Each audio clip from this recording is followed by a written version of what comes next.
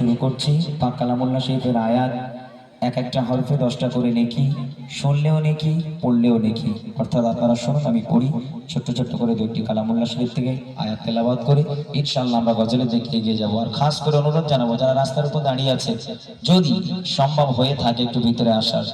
আমি দূরের মেহমান হিসেবে অনেকটা জার্নি করে আপনাদের গ্রামে আসতে হয়েছে আমাদেরকে, তো ভালোবাসার খাতিরে আপনাদেরকে বলছি, যদি রাস্তার উপরে না দাঁড়িয়ে যদি আমরা একটু ভিতরে চলে আসি, আলহামদুলিল্লাহ সুন্দর জায়গা আছে বসার, আপনারা একটু বসে যান, মাহফিলটা সুন্দর লাগবে, দেখতে ভালো লাগবে। চলেন পাক কালামুল্লাহ শরীফ থেকে দুইটা আয়াত তেলাওয়াত দিয়ে আপনাদের সম্মুখে আমি শুরু করছি, তারপর গজলের দিকে এগিয়ে যাব।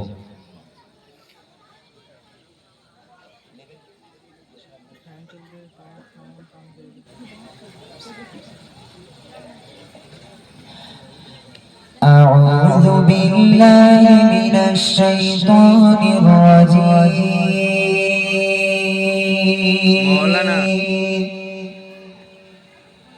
بسم الله الرحمن الرحيم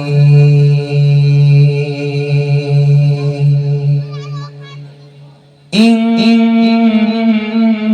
الذين قالوا ربنا الله ثم استقاموا تتنزل عليهم الملائكة ألا تخافوا تتنزل عليهم الملائكة ألا تخافوا ولا تحزنوا وأبشروا بالجنة التي كنتم توعدون نحن أولياؤكم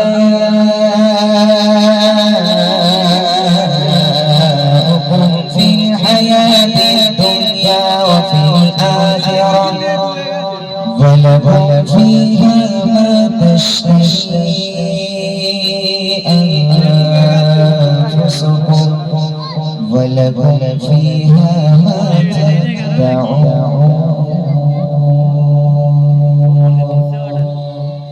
نزلا من غفور رحيم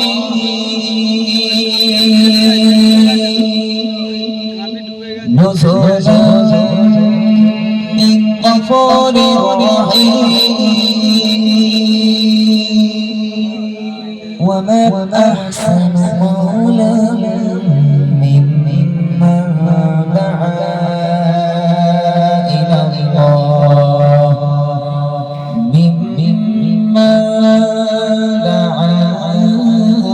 إلى الله وعمل صالحا